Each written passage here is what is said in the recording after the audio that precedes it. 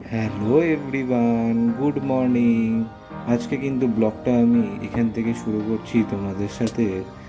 আজকে মেন আকর্ষণ কিন্তু এতদিনে যে তোমরা আমার এতগুলো ব্লগ দেখে আসছিলে কিভাবে মেশিনারি পার্টসের ওভারঅলিং হয়, সেটারই প্রায় হয়ে এসছে। এবার আমাদের চেকিং করতে হবে ফাইনাল, তারপরেই কিন্তু আমরা চালাবো।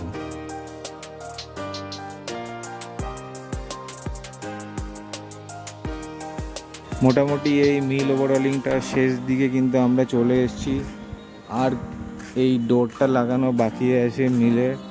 যদি এই ডোরটা না লাগানো হয়, ভেতরের যে কয়লাগুলো আছে ওগুলো বাইরে চলে আসতে পারে ঘুরতে ঘুরতে। তাই ডোরটা বন্ধ করতেই হবে। গিয়ার বক্সটা মোটামুটি ক্লিন করা হয়ে গেছে।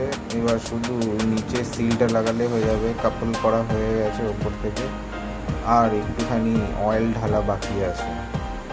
মোটামুটি 3.5 গ্রাম মতন অয়েল এই গিয়ার বক্সটা ক্যাপাসিটি। 1 গ্রাম 210 লিটারের।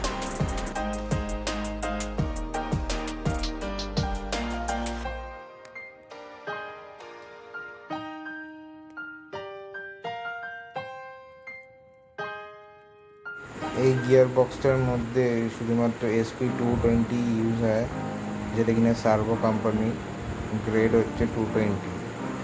এটা বেসিক্যালি একটু মোটা টাইপের থাকে, যেহেতু বড় বেয়ারিং, তার জন্য এই মোটা তেলটা সব থেকে বেস্ট।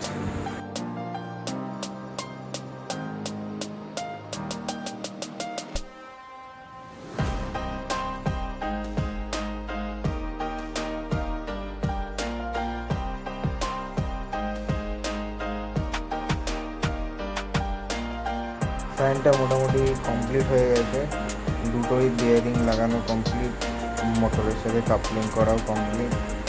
এবার শুধু চালানোর অপেক্ষা।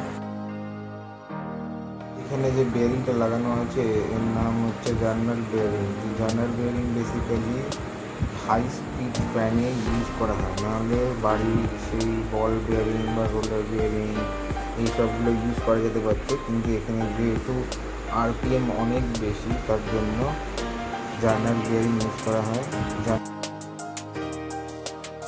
মোটামুটি কাজ কমপ্লিট। কন্ট্রাক্টরের আর 2-1 দিন লাগবে শেষ করতে, তারপর তোমাদেরকে দেখাবো কীভাবে এটা চলছে। তারপর বৃষ্টি বৃষ্টি ভাব দেখে বাড়ির দিকে বেরিয়ে পড়লাম। ওকে বন্ধুরা, দেখা হচ্ছে তোমাদের সাথে আর একটি ব্লগে। টাটা।